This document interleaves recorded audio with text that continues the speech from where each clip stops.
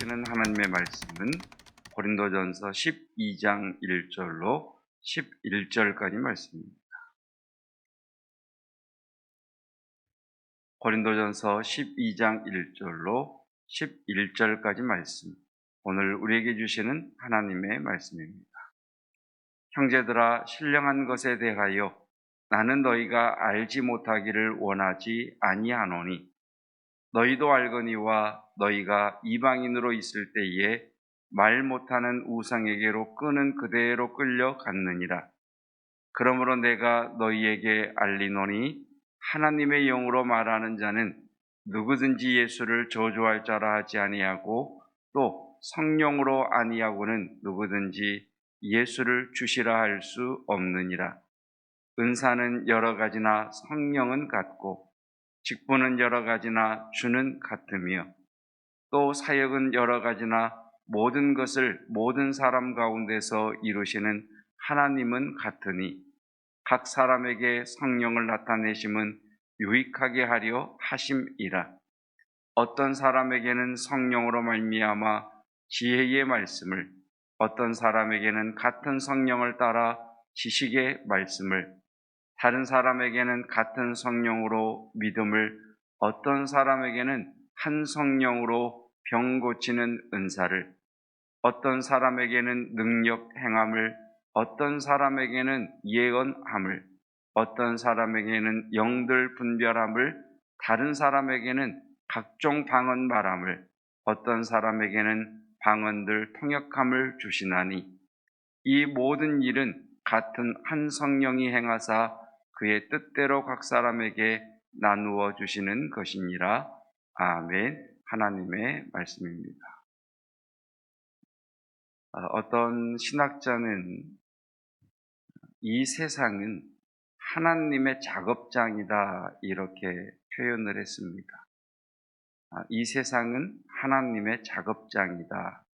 그래서 하나님께서는 오늘도 지금도 하나님의 사람들을 이 땅에 보내시고 그 사람들을 통해서 하나님이 창조하신 이 아름다운 세계를 계속해서 하나님의 영광과 하나님의 보시기에 좋은 세상으로 만들어가고 계신다라고 하는 그런 의미를 담고 있습니다. 우리가 신앙생활을 함에 있어서 자칫 잘못하면 영과 육의 분리, 영은 소중한 것이고 육체적인 것, 물질적인 것은 거룩하지 못하다라고 하는 이런 이분법적 사고가 우리의 신앙에 있어서 굉장히 위험합니다. 저는 저와 여러분들의 삶에 요한 서신의 말씀처럼 여러분과 제가 범사가 잘 되고 또 육체 또한 강건한 영과 육과 범사가 잘 되는 은혜가 있기를 축복합니다. 일체성이죠. 그래서 하나님께서는 교회 안에만 계시는 하나님이 아니시고 세상을 창조하신 분이 하나님이시고 창조하신 세상을 다스리시는 분이 하나님이시고 그 세상을 아름답게 만들어 가시는 분도 하나님이시라는 이 믿음을 우리가 소유해야 될 것입니다. 그래서 오늘 1절은 이렇게 우리에게 말씀하시죠. 형제들아, 신령한 것에 대하여 나는 너희가 알지 못하기를 원하지 아니하노니, 부정에 부정을 쓴 것은 강조법이지요. 형제들아, 눈에 보이는 세계가 전부가 아니란다. 눈에 보이는 세계가 전부가 아니라 눈에 보이지 않는 영의 세계가 있는데 그 눈에 보이지 않는 영의 세계가 눈에 보이는 세계를 결정한단다 라고 하는 것을 너희가 알기를 원한다라는 말씀입니다. 지금 우리 눈에 보이는 이 세상, 우리가 볼 수 있고 들을 수 있고 느낄 수 있는 눈에 보이는 세상이 전부가 아니라 그 세상을 움직이시는 영의 세계, 하나님이 계시고 그 하나님께서 눈에 보이는 모든 세계를 주관하시고 다스리시고 이끌어 가시는 것을 믿습니다. 이것을 알라는 것. 이것을 아는 것이 너희에게 필요하다라고 하는 것을 말씀하시죠. 그래서 오늘 은사에 대한 말씀이 나오는데 4절 말씀입니다. 은사는 여러 가지나 라고 하면서 은사에 대한 말씀이 나오는데 이 은사라고 하는 것을 알기 위해서는 은혜라고 하는 말을 먼저 알아야 됩니다. 은혜라고 하는 말은 거저 주어진 것, 우리 편에서 보면 거저 받은 것, 이것을 은혜라고 이야기합니다. 그러면 저와 여러분이 거저 받은 것이 무엇입니까? 예수 그리스도를 값으로 내어주시고 우리를 죄와 사망의 나라에서 이끌어내셔서 하나님의 나라에 속한 자가 되게 하신 것, 하나님의 자녀가 되게 하신 것, 하나님의 상속자가 되게 하신 것, 하나님의 대행자가 되게 하신 것, 이것을 은혜라고 이야기를 합니다. 그래서 은혜를 받은 성도는, 다시 말하면 구원을 받은 성도는 예수 그리스도께 속한 자가 되어서 예수 그리스도의 한 지체로서 하나님의 나라를 이루는 구성원이 되는 거죠. 그래서 3절 말씀에 이 신령한 세계, 바로 그 세계가 눈에 보이는 세계를 결정하는데 그것을 위하여 우리에게 은혜를 주셨고 은혜를 주신 우리들을 예수 그리스도의 지체가 되게 하셨다. 그래서 이 은혜를 받은 사람은 예수님을 구주라 한다라고 하시는 말씀이 3절 말씀에 있는 겁니다. 자, 제가 은혜라고 하는 표현을 죄에서 건져 하나님의 나라에 속한 자가 되게 하신 것이라고 말씀을 드렸고, 구원이라고 하는 것은 하나님의 자녀가 된 것, 구원이란 하나님의 상속자가 된 것, 구원이란 하나님의 대행자가 된 것이라고 말씀을 드렸습니다. 하나님은 이 세상을 아름답게 창조하셨는데 죄가 이 세상에 들어와 이 세상을 망가뜨리고 있습니다. 이 세상을 망가뜨리는 것에 대하여 하나님은 당신의 자녀들, 당신의 상속자들을 이 땅에 보내셔서 구원받은 백성들이 창조하신 하나님의 아름다운 세계를 여전히 아름다운 세계로 하나님의 영광된 세계로 만들어 가기를 원하시고 그렇게 하도록 이끌어 주시는 하나님이십니다. 그 사명이 우리에게 있다는 것.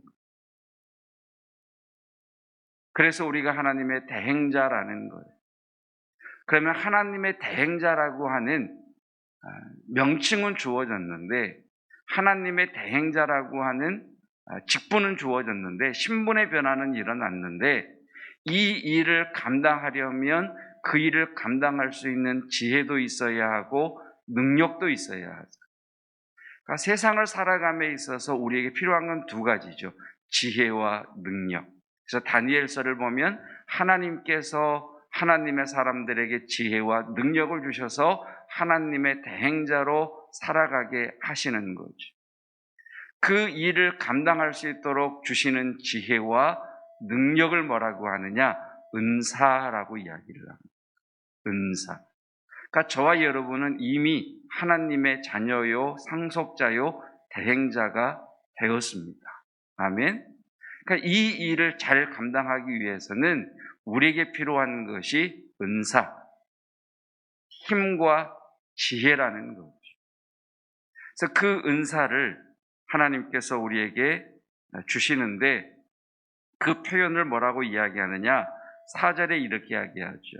하나님은 예수 그리스도를 구주로 고백한 성도들을 통해서 하나님이 창조하신 이 세계를 여전히 아름다운 세계로 하나님의 영광을 드러내는 세계로 작업하고 계신다. 이 일을 감당하도록 성도된 우리들에게 은사를 주셨다. 재능과 지혜를 주셨다라고 합니다. 5절 말씀. 그리고 직분, 여기서 말하는 직분이라는 것은 목사, 장로, 안수집사, 권사, 뭐 이런 직분이 아니라 서비스, 영어로 보면 서비스.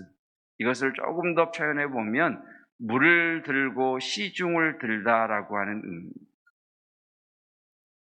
그래서 하나님은 우리에게 이런 지혜와 능력을 주신 이유는 나 혼자 잘 먹고 잘 살기 위해서가 아니라 남을 위해서, 이 세상의 유익함을 위해서 하나님이 우리에게 은사를 주셨다는 거예요.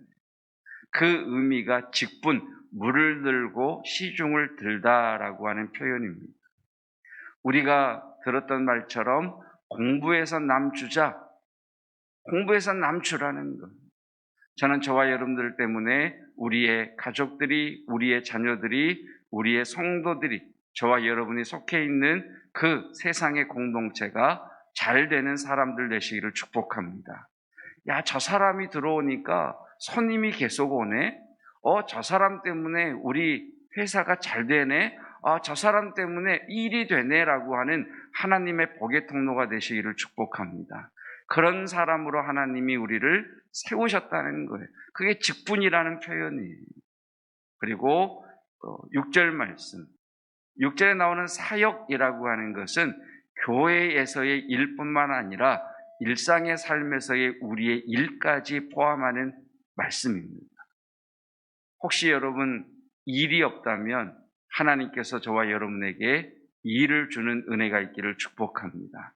직장을 구하는 이들이 있다면 하나님께서 직장의 문을 열어주시고, 새로운 사업이나 일을 기도하고 있는 분이 있다면 하나님이 지혜를 주시고 감당할 수 있는 재능을 주시고 그 일이 되도록 사람을 붙여주시고 물질을 공급해 주시는 은혜가 있기를 축복합니다. 은사가 있으면 뭐예요? 일할 수 있는 것이 있어야지. 그래서 은사, 직분, 사역이라고 하는 말이 나오는. 그러면서 이제 7절 이하의 은사, 하나님이 주신 은사가 나오지요. 대표적인 은사 9가지가 나오게 되는데, 자, 이 은사라고 하는 이 개념을 교회에서만 사용하는 은사로 한정 짓지 마시고, 이 은사를 받아야 내가 사회생활을 더 잘할 수 있다라고 조금 확대시켰으면 좋겠어요. 그리고 은사를 주신 목적이 뭐냐? 따라하십시다. 유익하게 하려 하심이라. 예, 지금 계속해서 사도 바울은 신앙생활의 기준에 대해서 계속 이야기하죠. 유익한가? 덕을 세우는 것인가? 하나님의 영광이 나타나는가? 이 세 가지를 계속해서 이야기하잖아요. 그러니까 하나님께서 주신 은사 때문에 여러분에게도 유익하게 되고, 여러분 다른 사람에게도 유익하게 되고, 교회에도 유익하고 세상에도 유익한 그런 하나님의 사람들이 되시기를 축복합니다. 교회에 대한 말씀만이 아니라는 거예요. 교회를 세워가는데 필요한 은사들이지만 나는 너희들이 신령한 것을 알지 못하기를 원하지 아니하노라. 나는 너희들이 눈에 보이는 세계가 눈에 보이지 않는 영적 세계에 의해서 결정된다는 것을 알기 원한다. 그래서 이 세상 가운데에 하나님의 대행자로 살아가려면 먼저 성령이 주시는 은사를 받아야 된다라고 하면서 나오시는 이제 주시는 은사의 말씀이 8절 이하의 말씀이죠. 지혜의 말씀의 은사, 지식의 말씀의 은사. 자, 이 지혜의 말씀의 은사를 그냥 교회로 한정을 하면 하나님의 마음을 잘 표현하는 사람, 이렇게 이야기할 수 있습니다. 하나님의 의도, 하나님의 마음을 잘 표현하는 것을 지혜의 말씀, 이렇게 이야기해요. 그래서 솔로몬이 그런 고백을 하잖아요. 하나님 내게 듣는 마음을 주세요. 백성들이 내게 이야기를 할 때 그것을 잘 듣고 하나님의 마음을 풀어낼 수 있는 지혜를 주세요, 이렇게 이야기하잖아요. 보세요 여러분, 솔로몬이 나라를 통치함에 있어서 하나님께 구했던 것이 지혜의 말씀의 은사란 말이에요. 가정을 잘 이끌어가기를 원하는 가장이 있다면, 부모가 있다면 하나님에게 구해야 될 은사가 뭐냐? 지혜의 말씀의 은사란 말이에요. 아비된 자로서 어미된 자로서 하나님 배우자에게 자녀에게 하나님의 마음을 풀어낼 수 있는 그런 부모가 되게 해주십시오. 여러분, 이게 지혜의 은사란 말이에요. 교회에만 한정되는 게 아니란 말이에요. 자, 내가 비즈니스를 해요. 내가 영업을 해요. 아니면 내가 그룹에서 어떤 팀을 꾸려가요. 그럼에 있어서 지혜의 은사를 받으면 어떻게 말을 하면 이것을 통과시킬 수 있는지, 이 건을 성취시킬 수 있는지, 그 사람의 마음을 풀어줄 수 있는지, 그 사람을 헤아려 줄 수 있는지라는 하는 이 일이 풀린다는 것. 그게 지혜의 말씀의 은사다. 근데 우리는 이 은사를 교회 안으로 한정시켜 버리니까 이 은사에 대한 사모함 없이, 다시 말하면 무장됨 없이 세상에 나가 싸우는 것과 같은 형국이 되어버린 거죠. 저는 저와 여러분들이 이 성령의 은사를 하나님께로부터 받는 은혜가 있기를 축복합니다. 그리고 이것을 교회에서 폭발시키지 마시고 우리의 일상의 세상 속에서. 자, 지식의 말씀의 은사라고 하는 것은 어떤 것을 읽었을 때 이 정보들을 취합하고 이 정보들을 융합하고 이 정보들을 사용할 줄 아는 은사란 말이에요. 그런 은사가 있다면 사업을 하는 사람이 통찰력과 예지력을 가지고 정보들을 수집하고 이 정보들을 사용한다면 여러분, 그래서 그 사람을 통해 하나님의 영광이 나타남으로 함께 일하는 사람들에게는 경제적인 유익을, 또 사회에게는 이익이라고 하는 유익을, 교회에게는 섬김이라고 하는 유익을, 이런 유익을 위해서 너희는 지식의 말씀의 은사를 구해라. 9절에 볼까요? 믿음이라고 하는 것은 남들은 상상도 못할 일인데 그 일을 해내는 은사예요. 그러니까 이것을 교회 안에만 국한시키지 마시고 교회 밖으로 가지고 나간다면 우리가 잘 아는 지금은 돌아가셨지만 어떤 재벌 총수의 이야기 있잖아요.